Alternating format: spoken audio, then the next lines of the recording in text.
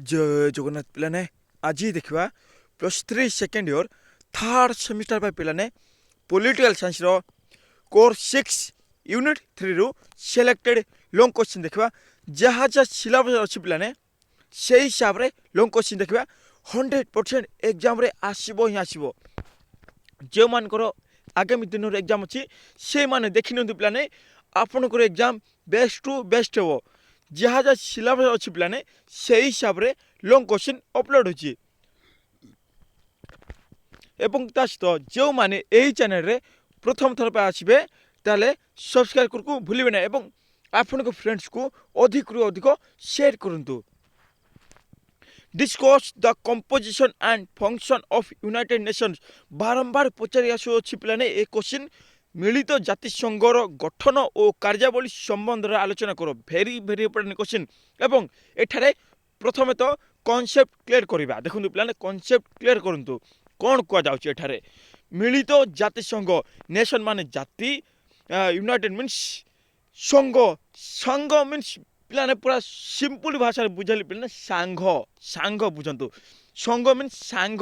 जे कि सपोर्ट करी थाए जे कि एकजुट करी थाए जे कि सबु असुविधा को सुविधा आड़ को टाणी नहीं थाए ताहा कोई पिलाने यूनाइटेड नेशन बोली कह जाए पिलाने मीन्स सबु जा असुविधा हो गला से असुविधा को किपरि भाव रे सहज क्षेत्र रे टाणी नेबा ताहाकू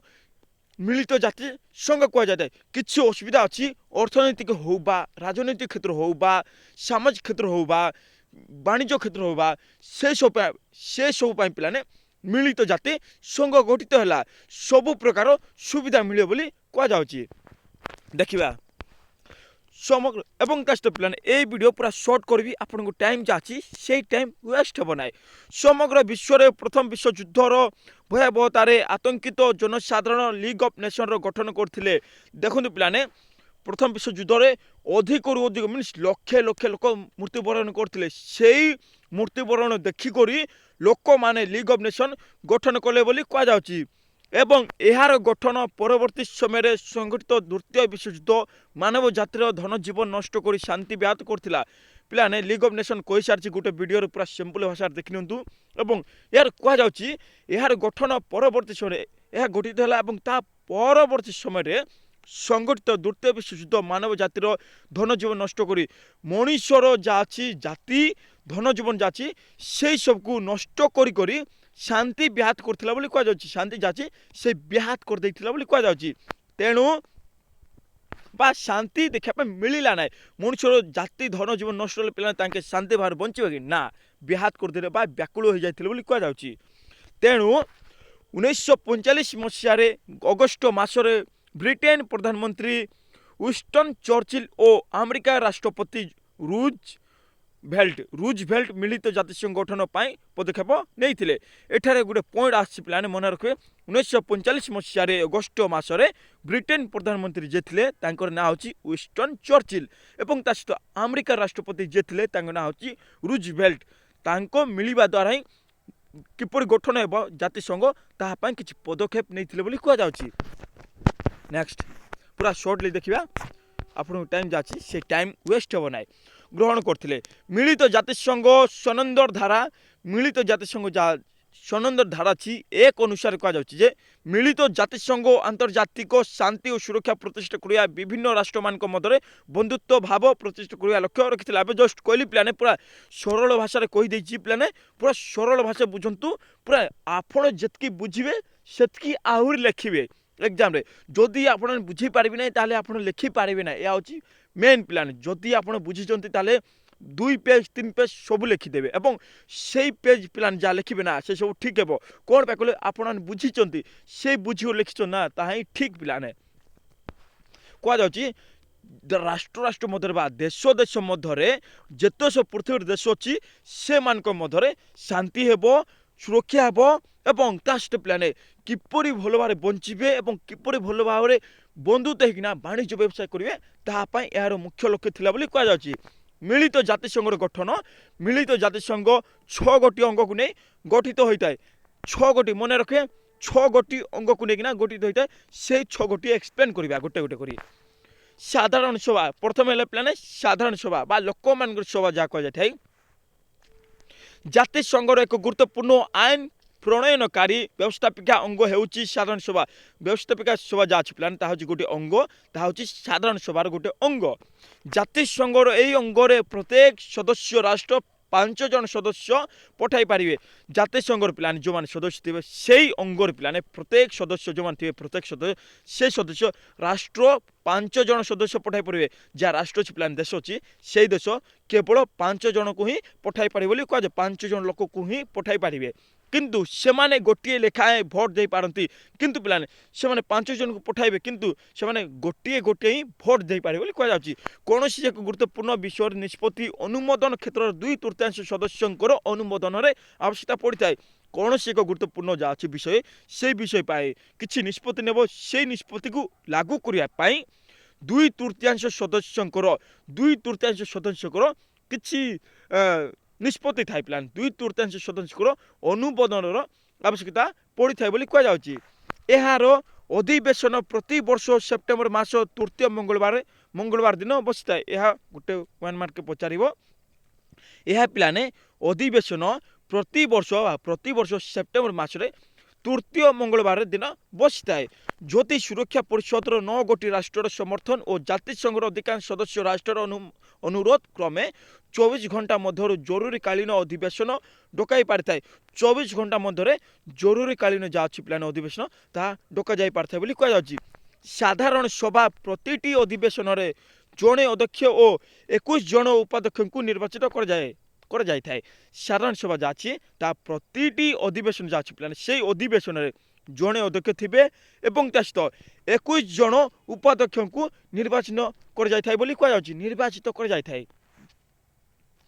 जहाँ कह जाए कि चयन कर जाए थाए निर्वाचित मीन चयन कर जाए थाए बुझापी गले सिंपल भाषा निर्वाचित बा चयन कर जाए थाए बोली कह जाउची एहा निरापत्ता परिषद व्यतीत जातिसंघर अन्य समस्त विभाग गुड़िकर कार्य समूह आलोचना करी सेमानकर कार्य को परिदर्शन करी थाए यह जातिसंघर क्यों सदस्य राष्ट्र केते परिमाण रे अर्थ बहन करेंगे अमेरिका फ्रांस और इंग्लैंड परी 5 गोटी राष्ट्र को स्थायी सदस्य राष्ट्र मान्यता दे क्या क्या स्थायी सदस्य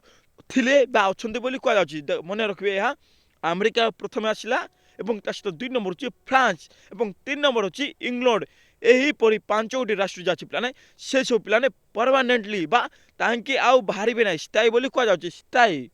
सदस्य राष्ट्र मान्यता दे 2 वर्ष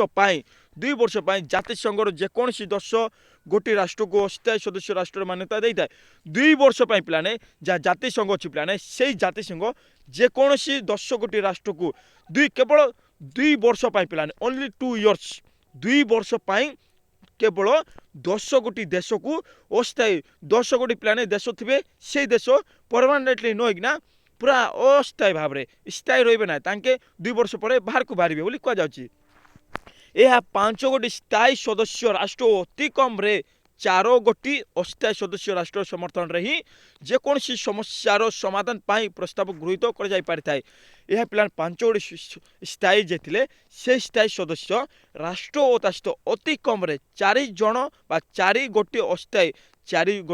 थे से अस्थायी सदस्य राष्ट्र समर्थन रे बा देशों समर्थन रे ही जेकोसी समस्या जाची से समस्या को समाधान करने आगू आस कह समाधान करने प्रस्ताव को लागू कर इंग्राजी वर्णमाला अनुसार क्यों सदस्यर नाम प्रथम आसब इंग्राजी वर्णमाला अनुसार क्यों सदस्यर नाम प्रथम आसब ताहाकू प्लान देखो ए बी सी डी जो मान ए रे ना थे तांके प्रथम आसबे बी रे जो मान ना थे तांके ना सेकेंड आसबे टिके बुझिबे एटारे इंग्राजी भाषा मीन्स वर्णमाला मीन्स कह जाउची ए बी सी डी जा अछि प्लाने ता अनुसार जो सदस्य नाम प्रथम आसब ताहाकू 1 मास पाई अध्यक्ष दायित्व निर्वाह करिया पाई क्षमता अर्पण कर ताकू ही गोटे मास पाई क्षमता जाची से क्षमता तांके चलाए बोली कह जाउची से क्षमता अनुसार से माने गोदरे बसिबे बोली कह जाउची एहार 2टी अधिवेशन मध्य 14 दिन अधिका व्यवधान रहिबो नाय 14 दिन अधिका व्यवधान रहिबो नाय बोली व्यवस्था রয়েছে। ଏହା ଆନ୍ତର୍ଜାତୀୟ ସ୍ତରରେ ଶାନ୍ତିପୂର୍ଣ୍ଣ ଭାବରେ ଯେକୌଣସି ବିବାଦର ସମାଧାନ କରିବା, ନୂତନ ରାଷ୍ଟ୍ରକୁ ଜାତିସଂଘର ଗ୍ରହଣ ପାଇଁ ସୁପାରିଶ କରିବା, ସାଧାରଣ ସଭା ନିକଟକୁ ବାର୍ଷିକ ଓ ସ୍ୱତନ୍ତ୍ର ବିବରଣୀ ପ୍ରେରଣ କରାଯାଇଥାଏ। ପିଲାମାନେ ଏଠାରେ କୁହାଯାଉଛି ସମ୍ପୂର୍ଣ୍ଣ ମାତ୍ରାରେ ଯାହା ବିବାଦ ଅଛି ସେ ବିବାଦକୁ ପୁରା ସମ୍ପୂର୍ଣ୍ଣ ମାତ୍ରାରେ ସମାଧାନ ହେବ ଏବଂ ଶାନ୍ତି ଶୃଙ୍ଖଳ ଭାବରେ ବଞ୍ଚିବେ ଏବଂ ଯାହା ଅଛି ପିଲାମାନେ ସାଧାରଣ ସଭା ନିକଟକୁ ବାର୍ଷିକ ଓ ସ୍ୱତନ୍ତ୍ର ବିବରଣୀ ଦିଆଯାଇଥାଏ ବୋଲି କୁହାଯାଉଛି ବା ପଠାଯାଇଥାଏ। ନେକ୍ସଟ, ସାମାଜିକ ଓ ଅର୍ଥନୈତିକ ପରିଷଦ କ'ଣ? ସାମାଜିକ ଅର୍ଥନୈତିକ ପରିଷଦ ମିନ୍ସ ସମାଜରେ ଭଲ ରହିବେ, ଅର୍ଥନୈତିକ ଯାହା ଅନଡେଭଲପ ଅଛି ତାହାକୁ କିପରି ବିକାଶ ହେବ ବା କିପରି ଅର୍ଥନୀତି ପାଇପାରୁନାହାନ୍ତି ଲୋକମାନେ ସେଇ ଜାଗାରେ ବା ଗୋଟେ ରାଷ୍ଟ୍ର କିପରି ଅର୍ଥନୀତିର ପଛରେ ଅଛି ତାହାକୁ ଟିକେ ସହଯୋଗ କରିବା ବା କିଛି ହେଲ୍ପ କରିବା ଯାହା କୁହାଯାଇଥାଏ। ଦେଖିବା ବିଶ୍ୱ ସ୍ତରରେ ସାମାଜିକ ଓ ଅର୍ଥନୈତିକ ନେକ୍ସଟ ବିକାଶ ଅଣାଯିବା ପାଇଁ ଜାତିସଂଘ ଦ୍ୱାରା ସାମାଜିକ ଅର୍ଥନୈତିକ ପରିଷଦ ଗଠନ କରାଯାଇଥିଲା। ସାମାଜିକ ସହିତ ଅର୍ଥନୈତିକ ପରିଷଦ ଗଠନ କରାଯାଇଥିଲା। ମିଳିତ ଜାତିସଂଘ ସାଧାରଣ ସଭା ଦ୍ୱାରା ଏହାର 45 ଜଣ ସଦସ୍ୟ 3 ବର୍ଷ ପାଇଁ ନିର୍ବାଚିତ ହୋଇଥାନ୍ତି। 45 ଜଣ ସଦସ୍ୟ 3 ବର୍ଷ ପାଇଁ ନିର୍ବାଚିତ ହୋଇଥାନ୍ତି ବୋଲି କୁହାଯାଉଛି। ଏହି ସଦସ୍ୟ ପ୍ରତିବର୍ଷ 1/3 ଶତକଡ଼ା ସଦସ୍ୟ ଅବସର ଗ୍ରହଣ କରିଥାନ୍ତି। ଏହି ପରିଷଦର ଅଧିବେଶନ ବର୍ଷକୁ 2 ଥର ବସିଥାଏ। ଯାହା ପିଲାମାନେ ଜାତିସଂଘର ସାମାଜିକ ଅର୍ଥନୈତିକ ପରିଷଦ ଅଛି ତାହା ବର୍ଷକୁ 2 ଥର ବସିଥାଏ ବୋଲି କୁହାଯାଉଛି। ଏହି ପରିଷଦ ଜାତିସଂଘର ସ୍ୱତନ୍ତ୍ର ସଂସ୍ଥା ସହ ସମନ୍ୱୟ ରକ୍ଷା ବା ସମାନ ଭାବ ରକ୍ଷା ସ୍ୱତନ୍ତ୍ର ସ୍ୱାଧୀନ ସଂସ୍ଥା ସହ ବା ଫ୍ରିଡମ୍ ହିସାବରେ ସଂସ୍ଥା ଅଛି ସେ ସଂସ୍ଥା ସହିତ ଲୋକମାନଙ୍କର ସମାନ ଭାବ ରକ୍ଷା ହେବ ଏବଂ ରକ୍ଷା ହେବା ପରେ ବା ରକ୍ଷା ହେବା ସହିତ ଆନ୍ତର୍ଜାତୀୟ ଗବେଷଣା ଓ ବିବରଣୀ ପ୍ରଦାନ ସଦସ୍ୟ ରାଷ୍ଟ୍ର ଅନୁନ୍ନତ ମିନ୍ସ ପଛୁଆ ରାଷ୍ଟ୍ର ବ୍ୟାକୱାର୍ଡ ଯାହା କୁହାଯାଇଥାଏ ପିଲାମାନେ ଯେଉଁମାନେ କି ଅନଡେଭଲପ ଅଛନ୍ତି ବା ଅନଡେଭଲପ ବା ବିକାଶଶୀଳ ହେଇନାହାନ୍ତି। ଦେଖନ୍ତୁ ପିଲାମାନେ 3ଟା ୱେଭ୍ସ ଆସିବ ବା 3ଟି ଯାହା କୁହାଯାଇଥାଏ ପିଲାମାନେ 3ଟି ସିଡ଼ି ଆସିବ। ସିମ୍ପଲ ଭାଷାରେ 3ଟି ସିଡ଼ି ଆସିବ। ସେଇ 3ଟି ସିଡ଼ି ମନେ ରଖେ ପିଲାମାନେ ପ୍ରଥମେ ହେଲା ଯାହାକି ଅନୁନ୍ନତ ମିନ୍ସ ବିକାଶୋନ୍ମୁଖୀ ଯାହାକି ବିକାଶ ହେଇନାହିଁ ଏବଂ 2 ନମ୍ବର ହେଲେ ପିଲାମାନେ ଡେଭଲପିଂ ମିନ୍ସ ବିକାଶଶୀଳ ସେ ବିକାଶ କରି ଚାଲୁଛି। ଯେମିତିକି ଏକ୍ଜାମ୍ପଲ ଦେଇପାରିବେ ଆମେ ଭାରତ ବିକାଶଶୀଳ ସେ ବିକାଶ କରିବା ପାଇଁ ଆଗକୁ ଚାଲିଛି ଏବଂ 3 ନମ୍ବର ପଥ ହେଲା ପିଲାମାନେ ଯାହାକି ବିକଶିତ ସେଇ ରାଷ୍ଟ୍ର ଅଲରେଡି ବିକଶିତ ହେଇସାରିଛି। ଯେମିତି ଏକ୍ଜାମ୍ପଲ ସହିତ ବୁଝେଇ ଦେବେ ଆମେରିକା ରୁଷ ଜର୍ମାନୀ ପିଲାମାନେ ସେସବୁ ପିଲାମାନେ ପୁରା ବିକଶିତ ହେଇସାରିଛି। ନେକ୍ସଟ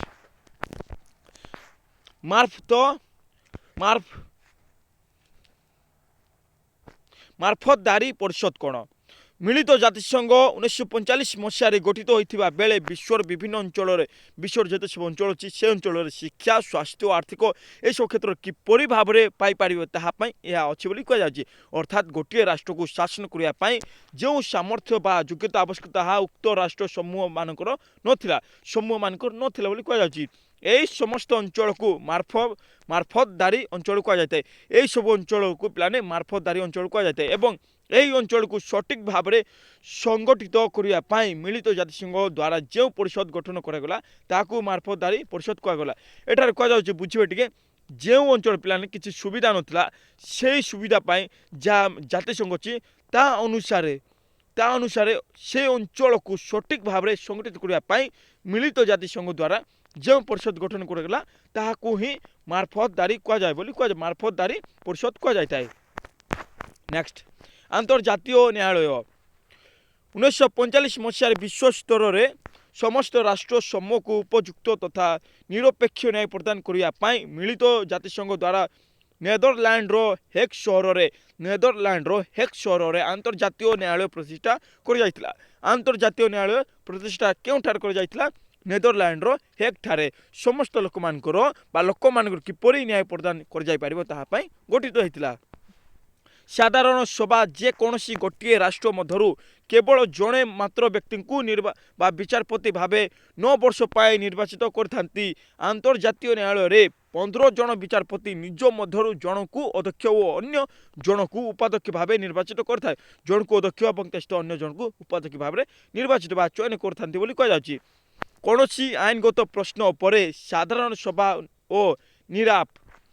ପରିଷଦ ଆନ୍ତର୍ଜାତୀୟ ନ୍ୟାୟାଳୟର ପରାମର୍ଶ ଗ୍ରହଣ କରିପାରନ୍ତି। ଏହା ବହୁପାକ୍ଷିକ ଚୁକ୍ତି ସମସ୍ୟା ଓ ବ୍ୟାଖ୍ୟା ଆନ୍ତର୍ଜାତୀୟ ସୌହାର୍ଦ୍ଦ୍ୟ ଭଙ୍ଗର ପରିସରର ବ୍ୟାଖ୍ୟା କରିଥାଏ। କୌଣସି ମାମଲାର ଶୁଣାଣି ପାଇଁ କୌଣସି ମାମଲା ଅଛି ପିଲାମାନେ ତାହା ଶୁଣାଣି ପାଇଁ କୌଣସି ରାଷ୍ଟ୍ର ଏଠାରେ ମାମଲା ଦାୟର କରିବାର ଆବଶ୍ୟକତା ନଥାଏ। କୌଣସି ମାମଲାର ଶୁଣାଣି ପାଇଁ କୌଣସି ରାଷ୍ଟ୍ର ବା କୌଣସି ଦେଶ ଏଠାରେ ମାମଲା ଯାହା ଅଛି ପିଲାମାନେ କିଛି ମାମଲା ଅଛି ସେ ମାମଲାର ଦାୟର କରିବାର ଆବଶ୍ୟକତା ନଥାଏ ବୋଲି କୁହାଯାଉଛି। ନେକ୍ସଟ ସଚିବାଳୟ ଲାଷ୍ଟ ପଏଣ୍ଟ। ସଚିବାଳୟ ହେଉଛି ମିଳିତ ଜାତିସଂଘର କାର୍ଯ୍ୟପାଳିକା ସଂଗଠନ ଗୋଟିଏ କାର୍ଯ୍ୟପାଳିକା ଯିଏ କାର୍ଯ୍ୟ କରିଥାଏ ସେହି ସଚିବାଳୟ ସଂଗଠନ ବୋଲି କୁହାଯାଉଛି। ଏହା ମିଳିତ ଜାତିସଂଘ ପାଇଁ କାର୍ଯ୍ୟସୂଚୀ ପ୍ରସ୍ତୁତ କରିଥାଏ। ଏହା ମିଳିତ ଜାତିସଂଘ ପାଇଁ କିଛି କାର୍ଯ୍ୟ ଅଛି ସେ କାର୍ଯ୍ୟ ପାଇଁ କିଛି ସୂଚୀ ତିଆରି କରିବ ବୋଲି କୁହାଯାଉଛି। ଏହାର ମୁଖ୍ୟକୁ ମହାସଚିବ କୁହାଯାଏ। ଏହାର ମୁଖ୍ୟକୁ ମହାସଚିବ କୁହାଯାଇଥାଏ। ମନେ ରଖିବେ ମହାସଚିବ ମିଳିତ ଜାତିସଂଘ ସଚିବାଳୟର ସର୍ବୋଚ୍ଚ ବା ମୁଖ୍ୟ କାର୍ଯ୍ୟ ନିର୍ବାହୀ ଅଧିକାରୀ ଭାବେ କାର୍ଯ୍ୟ କରିଥାନ୍ତି ବା ହେଡ୍ ଭାବରେ କାର୍ଯ୍ୟ କରିଥାନ୍ତି। ସଚିବାଳୟର ମୁଖ୍ୟ କାର୍ଯ୍ୟାଳୟ ଆମେରିକାର ନ୍ୟୁୟର୍କ ଠାରେ ଅବସ୍ଥିତ। ସଚିବାଳୟର ମୁଖ୍ୟ କାର୍ଯ୍ୟାଳୟ କେଉଁଠାରେ କହିଲେ ଆମେରିକାର ନ୍ୟୁୟର୍କ ଠାରେ ଅଛି ବୋଲି କୁହାଯାଉଛି। ଏହି ବିଭାଗ ଓ ଦପ୍ତର ପିଲାମାନେ ଯାହା ବିଭାଗ ଅଛି ଏବଂ ତା ସହିତ ଦପ୍ତର ମାନେ କ'ଣ ପିଲାମାନେ ଟିକେ ବୁଝିବେ। ଦପ୍ତର ମିନ୍ସ ଗୋଟିଏ ଅଫିସ ବା ଗୋଟିଏ କାର୍ଯ୍ୟାଳୟ ତାହାକୁ ହିଁ ବୁଝାଏ। ଦପ୍ତର ମିନ୍ସ ଗୋଟିଏ ଅଫିସ ବା କାର୍ଯ୍ୟାଳୟକୁ ବୁଝାଇଥାଏ। ସେହି ମାଧ୍ୟମରେ ସଚିବାଳୟ ମିଳିତ ଜାତିସଂଘର ଲକ୍ଷ୍ୟ ଓ ଉଦ୍ଦେଶ୍ୟ ହାସଲ କରିବା ପାଇଁ ଏହାର କର୍ମଚାରୀମାନେ ବିଶ୍ୱର କୋଣେ ଅନୁକୋଣେ ବିଶ୍ୱର ଯେତେ ବା ୱାର୍ଲଡରେ ବିଶ୍ୱର କୋଣେ ଅନୁକୋଣେ କୋଣ ଏବଂ ତା ସହିତ ଅନୁକୋଣରେ ଶାନ୍ତି ପ୍ରତିଷ୍ଠା କରିବା ଦାୟିତ୍ୱ ତୁଲାଇଥାନ୍ତି। କିପରି ଭାବରେ ଶାନ୍ତି ପାଇବେ ତାହା ପାଇଁ କୋଣେ ଅନୁକୋଣରେ ପିଲାମାନେ ଯାଇକିନା ଶାନ୍ତି ପାଇଁ ପ୍ରତିଷ୍ଠା କରିବା ପାଇଁ ଦାୟିତ୍ୱ ତୁଲାଇଥାନ୍ତି ବୋଲି କୁହାଯାଉଛି। ସରିଲା ପିଲାମାନେ ଏହା ଥିଲା ସିଲେକ୍ଟେଡ୍ ଲଙ୍ଗ୍ କ୍ୱେଶ୍ଚିନ୍ ପଲିଟିକାଲ ସାଇନ୍ସର କୋର୍ସ 6 ୟୁନିଟ୍ 3ରୁ। ମୁଁ ଭାବୁଛି ଆପଣମାନେ ବୁଝିପାରିଥିବେ। ଏହି ଭିଡ଼ିଓକୁ ପିଲାମାନେ 2ରୁ 3 ଥର ୱାଚ୍ କରନ୍ତୁ ଏବଂ ତା ସହିତ ଯେଉଁମାନେ ଏହି ଚ୍ୟାନେଲରେ ପ୍ରଥମ ଥର ପାଇଁ ଆସିବେ ତାହେଲେ ସବସ୍କ୍ରାଇବ୍ କରିବାକୁ ଭୁଲିବେ ନାହିଁ ଏବଂ ଆପଣଙ୍କ ଫ୍ରେଣ୍ଡସ୍କୁ ଅଧିକରୁ ଅଧିକ ସେୟାର କରନ୍ତୁ। ଜୟ ଜଗନ୍ନାଥ।